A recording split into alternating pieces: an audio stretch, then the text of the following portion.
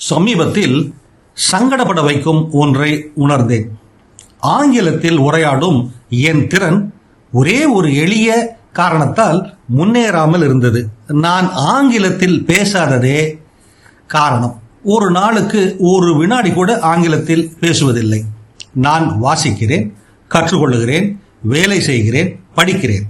ஆனால் உரையாடுவது என்று வந்துவிட்டால் சுவரில் மோதுவது போல் ஆகிவிடுகிறது. எனக்கு அறிவு குறைவு என்பதனால் அல்ல, சரளமாக உரையாடும் திறனை நான் பயிற்சி செய்யாததினால் என்னால் முடியவில்லை. ஆகவே நான் எளிய ஒரு ஆய்வை தொடங்கினேன். தினமும் 10 நிமிடம் நான் பேச வேண்டும் என்று முடிவெடுத்தேன். சாக்கு போக்குக்கே இடம் கிடையாது. ஏதேதோ தலைப்புகள், பொருட்களை விவரித்தல், வீடியோ சுருக்கம், மொழிபெயர்ப்பதற்கு பதிலாக எவையெல்லாம் ஆங்கிலத்தில் சிந்திப்பதற்கு என் மூளையை நிர்பந்திக்கப்படுகின்றனவோ அவற்றை எல்லாம் செய்தேன்.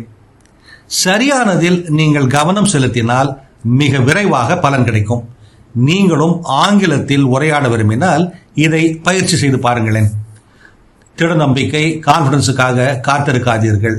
பேசியே அதை உருவாக்குங்கள். முதலில் அது பெரும் குழப்பமாகவே இருக்கும். போக போக அது நல்ல பலன் கொடுக்கும். எஸ். ராஜன் இவ்வாறு உற்சாகப்படுத்துகிறார்.